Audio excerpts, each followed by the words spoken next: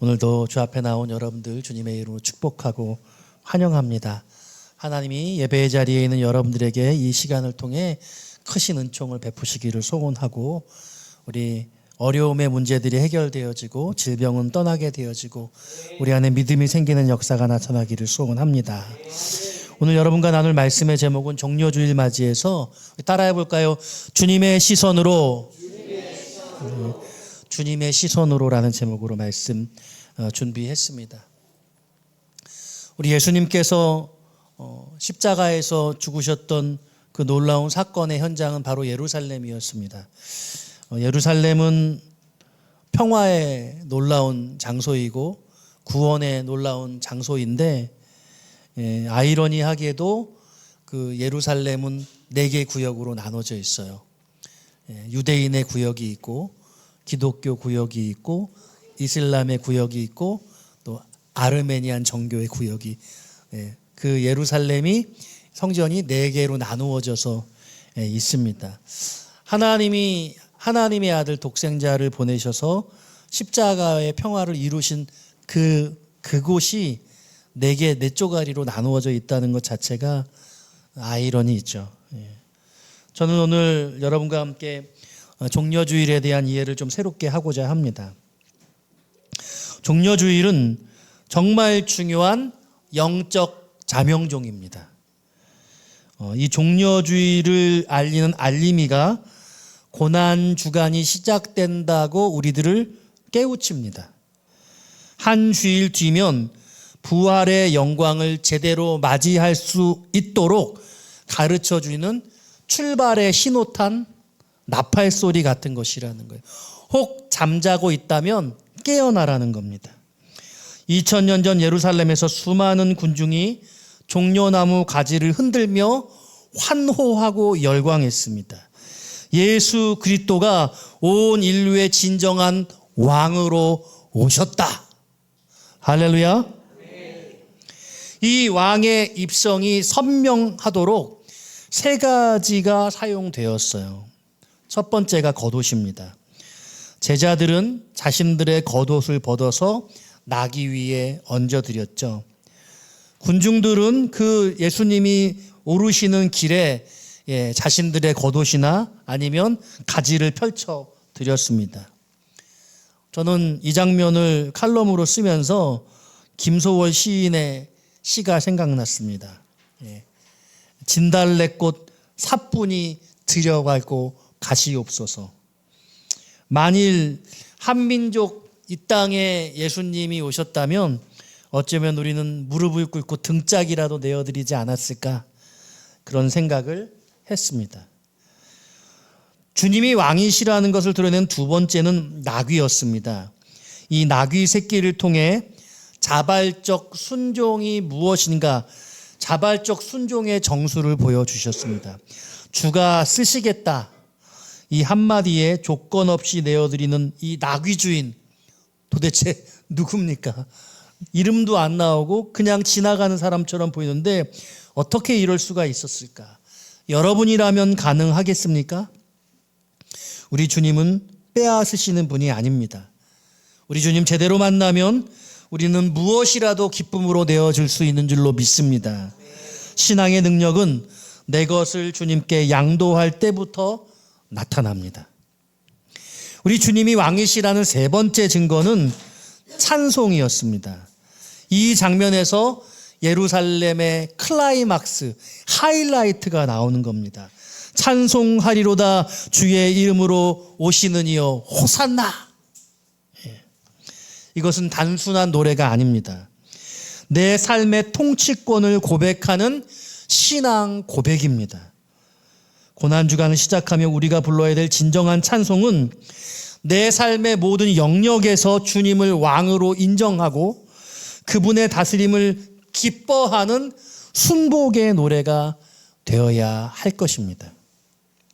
사실 신앙생활의 본질, 결국 내 왕이 누구냐, 이건 아니겠습니까? 진짜 나의 왕이 누구인가? 내 삶의 왕자를 차지하고 있는 게 나인가 아니면 다른 것인가? 하나님 이외에 왕이 될 수 있는 것이 많지 않습니다. 대개는 나 자신이거나 아니면 부귀와 영화와 같은 세상 것들, 물질이겠죠. 썩어 없어질 세상 즐거움과 부귀 영화를 우리 인생들은 왜 그렇게 연연하는지 모르겠습니다. 저도 그래요. 명예와 인기에 대한 집착은 또 어떻습니까? 우리는 그것 때문에 죽고 싶다가 그것 때문에 살 것 같다가 그러는데 정말 왕이 누구냐는 것입니다. 예루살렘에 입성하신 예수님이 제일 먼저 행하신 일이 성전 청결이었어요. 종려주일에 저와 여러분들이 가장 먼저 해야 할 일도 동일합니다. 마음의 성전을 정화해야 합니다. 성전 안에서 장사하던 이들을 내쫓으신 주님께서 우리를 향하여서 말씀하시는 것 같습니다. 우리의 삶의 분주함으로 더럽혀진 그 마음들을 정리정돈할 필요가 있다는 거예요. 이 종려주일은 그 정리정돈의 신호 나팔 소리 같은 것입니다. 본질이 아닌 것에 에너지를 쏟으며 영적 시야가 가려져 있을 수 있는 것입니다. 이번 고난주간만큼은 모든 복잡한 요소를 중단해 봅니다. 정화된 성전에서만 온전한 예배가 회복될 수 있듯이 내 안에 정결해진 마음을 통해 왕이신 주님의 통치가 여러분들의 삶 가운데 더 새롭게 일어날 수 있을 것을 기대합니다. 종려주일 제대로 보내기, 종려주일 고난주간 제대로 보내기는 다시금 주님의 주권을 온전히 인정하고 내면의 질서를 잡는 결심이어야 합니다. 오늘 그 말씀을 드리는 거예요. 겉으로만 종려나무 흔드는 것이 아니라 내 삶의 중심을 주님께 내어드리는 실질적인 변화가 필요합니다. 무거운 자아를 내려놓고 묵묵히 나귀를 타고 가시는 주님의 겸손, 그 겸손을 따를 때에 비로소 고난을 통과해서 부활의 찬란한 영광에 동참하게 될 것입니다. 저는 그래서 오늘 말씀을 우리의 시선이 아니라 예수님의 마음으로 우리가 예수님이 되어서 예수님의 시선으로 이 종려주일을 떠올려 보고 싶습니다. 우리 예수님은 완전한 하나님이시고 또 온전한 100% 인간이셨어요. 믿으십니까? 이건 수학적으로 해결할 수 없어요. 과학적으로 증명할 수 없습니다. 우리가 하나님의 아들이 완전한 인간이 되셨다는 걸 우리는 잘 이해하지 못해요. 사실 언제부터 예수님은 내가 하나님의 아들이라고 인식하신 것일까요? 그분은 아기로 태어나셨고 그분은 어린이의 시간들을 거치셔서 청년 예수로 자라가셨을 텐데 도대체 아기였을 때 응애 하면서 나는 하나님의 아들이라고 그렇게 여기셨지는 않았을 것 같아요. 그런 인식이 아기한테 있나요? 잘 모르겠어요. 성경이 말씀하고 있지 않아요. 그냥 우리는 그게 뭘까를 다만 고민하고 생각할 뿐입니다. 도대체 12살의 예수님께서 내가 내 아버지의 성전에 있을 줄 모르셨습니까? 그 시절 이전은 주님이 어떠셨는지, 도대체 주님은 어떤 과정을 통해서 하나님이 나의 아버지고 나는 하나님의 아들이며 나는 독생한 자라는 것을 어떻게 깨우치게 되셨을까요? 성경의 구약의 성경을 보면 구약에 드러난 예수님, 하나님의 아들의 모습이 곳곳에 있거든요. 그 성경을 보시면서 내가 해야 될 사명이 여기 기록되어져 있구나. 주님은 그렇게 여기셨을 거예요. 그리고 내가 내 인생을 살아나가는 과정 가운데 나는 이것을 이루며 성취해내야 되는 것. 이 일이 하나님의 시나리오였고 이 시나리오를 그대로 따라하는 것이 내가 순종하는 아들로서의 삶이고 그 삶을 살아내는 것이 숙명적 과제였던 것이죠. 이제 구체적으로 주님은 예루살렘 성에 들어가십니다. 닷새 후면 십자가에 돌아가시는 거예요. 사랑하는 여러분, 이렇게 질문해 볼게요. 여러분들의 인생에 닷새밖에 시간이 남지 않았다고 한다면 어떠실 것 같으세요? 하나님이 우리에게 인생을 축복으로 주신 것 중에 가장 큰 선물 중에 하나가 우리가 언제 죽을지 모른다는 거예요. 시간을 알고 있으면 그게 오히려 우리를 더 어렵게 만들지 않을까 생각하게 되어집니다. 주어진 하루하루가 최선이고 우리에게 선물로 받은 건 오늘밖에 없어요. 오늘 예수님께서 이제 예루살렘 성에 들어가셔야 되는데 명확하게 해야 할 숙명적 과제가 주어져 있고 주님은 그 모두를 다 온전히 이해하고 있었습니다. 자, 제가 여러분께 다시 묻습니다. 여러분들이 어떤 삶을 살아가야 되는데 해야 할 일이 빼곡히 기록되어져 있어요. 내일은 뭘 해야 되고 모레는 뭘 해야 되고 타임테이블이 있는 거예요. 그런데 그 타임테이블을 여러분들이 계획한 게 아니에요. 여러분들이 의도하거나 바라는 것도 아니에요. 사실은 잘 모르겠어요. 이 스케줄을 우리 예수님께서는 천지창조하실 때 하나님과 함께 동역하셨으니까 이 시나리오도 같이 짜신 것인지 아니면 이 시나리오는 하나님, 성부 하나님이 짜시고 예수님은 그 하나님 아버지가 짜신 것을 그냥 순종하는 역할로 주어진 것인지 이 예수 그리스도의 고난에 대한 그 스케줄은 어떻게 계획된 것인지 사실은 잘 모르겠어요. 하나님이 그 구속의 역사를 계획하시면서 구약 성경에 예수님에 대한 사역들에 대해서 말씀하시고 계시고 그 예수님에 대한 그런 사역을 주님은 완수하도록 이 땅 가운데 육신으로 오셨단 말이죠. 여러분 같으면 행복하시겠어요? 죽어야 되는 일이니 결코 행복할 수 없을 것이고 만일 거기 내 뜻과 내 계획이 없는 것이라면 더더욱이 쉽지 않은 것일 거예요.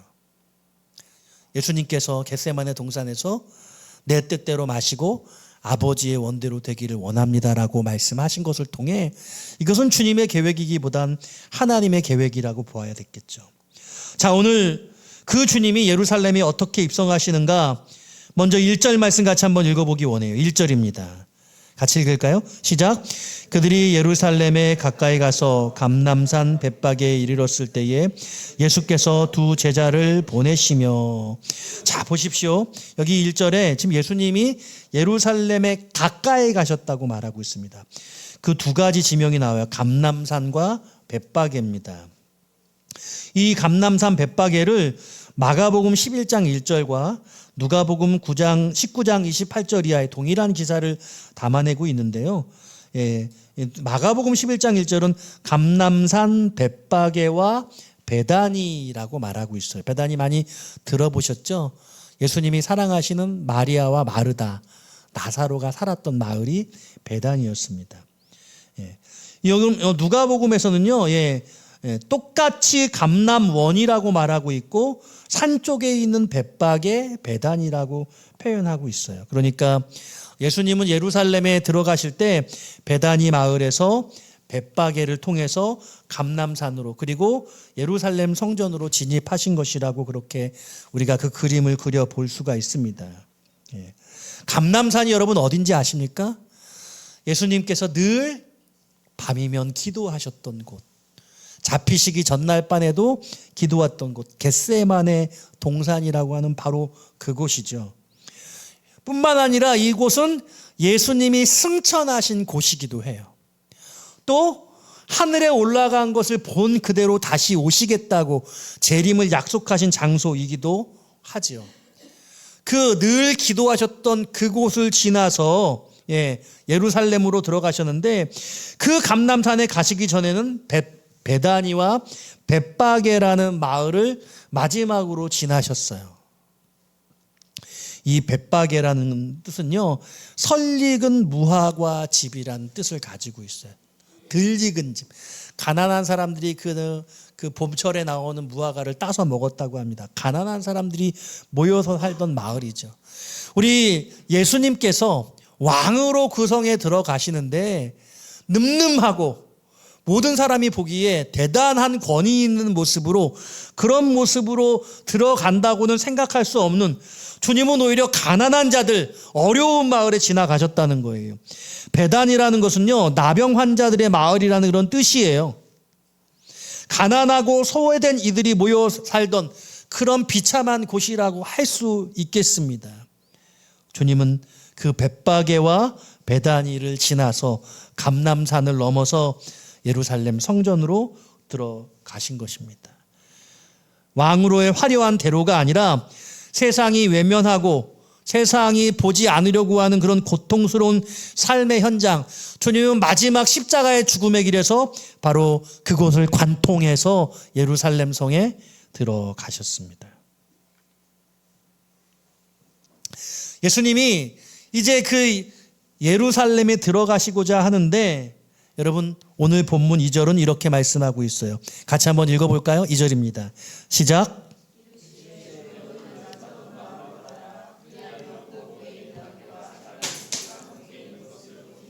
풀어 내게로 끌고 오라. 예. 오늘 나귀를 끌고 오라고 말씀하십니다. 여러분 잘 아시는 것처럼 주가 쓰시겠다 하라 라는 선포가 일어나지요.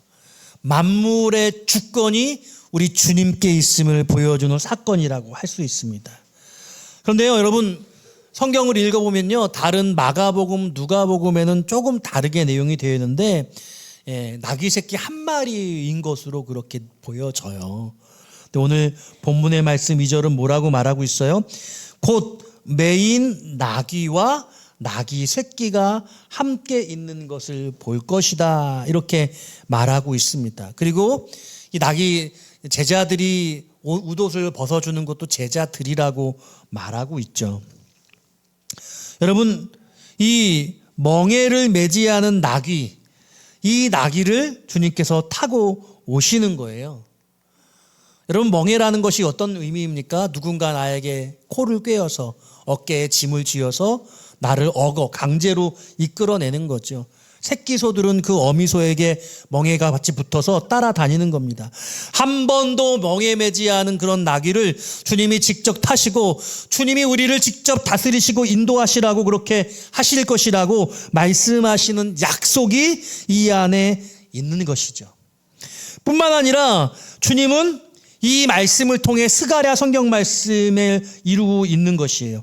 스가랴 9장 9절 10절 말씀, 여러분 오늘 같이 봉독하셨던 교동문에도 나와요. 이 말씀이에요. 그는 겸손하여서 나귀를 타시나니 나귀의 작은 것 곧 나귀 새끼니라. 두 마리 나귀가 있었는데 여러분 같으면 큰 나귀 타겠어요? 새끼 나귀 타겠어요? 당연히 큰 나귀 타죠. 근데 새끼 나귀를 탔어요. 왜요? 하나님의 아들로서 자신이 왕이라는 사실, 구약의 예언의 말씀을 성취해야 된다는 사실을 누구보다 잘 아셨던 주님께서 그 말씀을 이루시기 위해서 어른 나귀가 아니라 새끼 나귀, 그리고 한 번도 멍에를 져보지 않은 나귀를 탄 것이죠.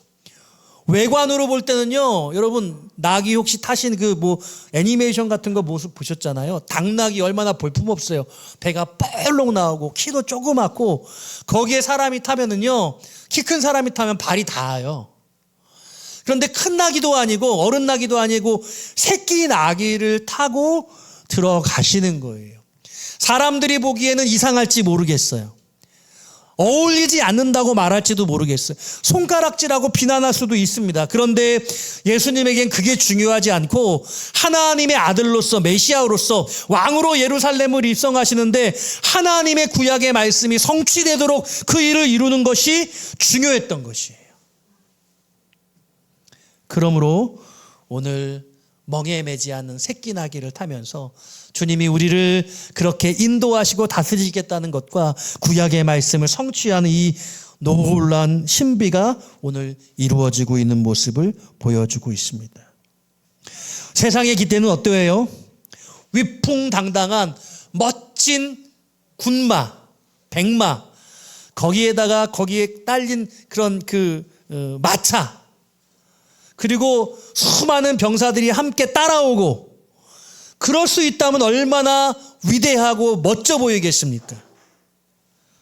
위풍당당한 군사와 병거를 탄항을 이스라엘 백성들은 기대할 수 있었겠지만, 우리의 주님은 초라하고 작은 어린 나귀 새끼를 타고 들어오심으로 세상의 시선으로는 꼴불견 같은 모습이 하나님의 예언으로서 하나님의 아들 왕으로 오시는 메시아임을 드러내 보여주시고 계시는 것이에요.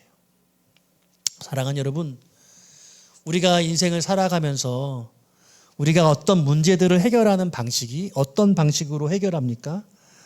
다 세상 사람들이 생각하는 방식으로 해결하려고 하잖아요. 오늘 예수님의 방식은요, 아무도 예측하지 못한 방식이었어요. 오직 하나님이 계획하시고 하나님의 아들이신 예수님만이 그 일을 이해하시고 계셨던 거예요. 모든 이스라엘 백성들은 왕으로 오실 그 메시아를 놀라운 권능의 사람으로, 권능의 주로 그렇게 기대했지만 주님은 너무나 연약해 보이는 겸손한 왕으로 그렇게 임하셨던 것입니다. 실제로 이 예수님의 이 예루살렘 입성과 대비되는 그런 모습이 있는데, 그 당시에 부임한 지 얼마 되지 않았던 빌라도 총독 막 부임했거든요. 그 빌라도 총독이 부임할 때 로마의 총독이니까 얼마나 위풍당당했겠어요. 멋진 말과 그리고 많은 군사들, 그 위용이 여러분 관련된 책에 기록되어져 있습니다. 오늘 비슷한 시기에 이 빌라도의 행렬과 예수님의 행렬은 자칫 비교될 수 있어요. 그런데 그 초라한 것 같은 그 예수님의 그 모습이 왕으로서의 예루살렘의 놀란 언약의 시렬이라는 것을 여러분 믿으십니까? 네, 여러분 이걸 믿으셔야 돼요. 우리가 이것을 믿는다면 우리 안에 하나님이 우리 삶 가운데 계획하시는 것이 때로는 초라하고 보잘것없어 보이고 세상 사람들의 기준에 전혀 납득하지 않은 일이라 할지라도 그 일을 수행하며 하나님이 예비하신 일을 성취해 나갈 수 있다는 것을 믿으시기를 주님의 이름으로 축원합니다. 너무 중요한 일이에요. 예수님은 세상의 시선으로 자신을 이해하지 않았던 겁니다. 그러니까 여러분 생각해 보세요. 이제 다 세우면 본인은 죽게 됩니다. 주님께서 나귀를 타시고 그 예루살렘에 들어가시는데 수많은 사람들이 호산나 호산나 찬송을 하고 옷을 벗어던지고 종려나무 가지를 흔들면서 막 찬송합니다. 그런데 예수님의 마음에는 그들이 어떤 사람인지 이미 다 알고 있잖아요. 다 세우면 본인이 죽게 될 것을 주님은 이미 알고 계시고, 그리고 자기를 따르던 제자들도 이제 곧 자신을 버리고 다 등지고 도망칠 것을 이미 주님은 알고 계셨고, 그리고 그 호산나 호산나 찬송하던 그 이스라엘 백성들이 예수를 십자가에 못 박아라, 예수를 십자가에 못 박아라, 그렇게 주님을 십자가에 못 박아 죽게 할 장본인이라는 것을 주님은 아셨단 말이죠. 주님의 마음이 어땠을 것 같아요? 예루살렘에 안 들어가고 싶었을 것 같아요. 화가 너무 나서 십자가에 안 매달리고 싶으실 것 같아요. 우리 같으면 성질이 나서 그냥 그 고통받고 핍박받다가 천군 천사를 불러가지고 다 쓸어버리고 싶으실 것 같아요.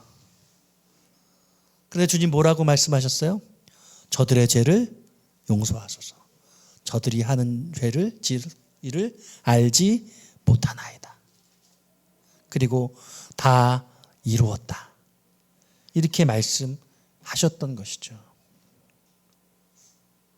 말씀을 정리할게요. 이 땅에 오신 하나님의 아들 예수님의 삶은 한마디로 미스테리입니다. 예수님이 어떻게 자라셨고 어떻게 하나님이심을 알게 되셔서 어떻게 하나님으로서 십자가에 죽어서 부활하셨는지 우리는 그분을 전혀 이해하지 못합니다.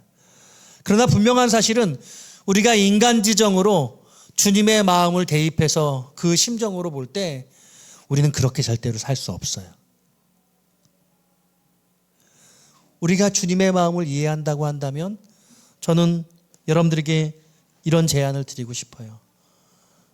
여러분들을 해코지하려고 하는 사람, 여러분들을 속이고 여러분들에게 이득을 얻으려고 하는 그런 사람들에게 속아주는 것, 그 사람에게 좀 내가 당해주는 것, 아무런 조건 없이 예수님이 나를 위해서 십자가에 죽으셨으니 나도 조건 없이 그를 용서해 주는 것. 이것 해볼 수 있지 않을까? 어떻게 그렇게 해요? 말도 안 됩니다. 여러분, 맞아요. 우리는 그렇게 할 수 없는 존재예요. 그런데 그렇게 해보려고 애쓰고 노력하면서 우리는 주님의 마음을 깊이 헤아릴 수 있을 거예요.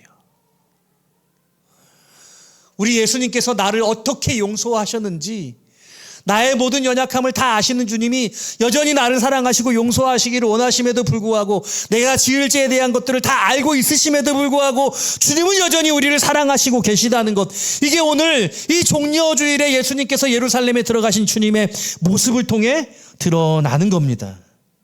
할렐루야. 그러므로 여러분, 종려주일의 종이 나팔 소리가 울려 퍼질 때 정신이 깨어나서, 아, 그렇지, 우리 주님이 모든 사람들에게 배신당할 것을 아심에도 불구하고, 모두가 자신을 떠나게 될 것을 이미 충분히 다 알고 계심에도 불구하고, 십자가에 죽으실 것이 예고되어 계심에도 불구하고 주님은 그 고통의 시간들을 당당히 걸어 나가셨다면, 그 주님의 심정을 오늘 우리의 삶 가운데, 우리의 내면에 동일하게 동질감을 가지고 좀 우리 지내보자는 것이죠. 만일 우리가 그렇게 주님의 심정을 이해할 수 있다면 우리의 마음은 조금 더 주님의 사랑으로 충만할 수 있을 것 같아요. 세상을 살아가는데 세상 사람들하고 좀 다른 방식으로 살 수 있을 것 같아요. 제가 노회장 했잖아요. 이제 얼마 안 남았어요. 노회장 끝나면 이제 교회에 집중할 수 있을 것 같아서 제가 너무 감사한데요. 어려운 문제를 다 해결하지 못해서 마음이 무거워요.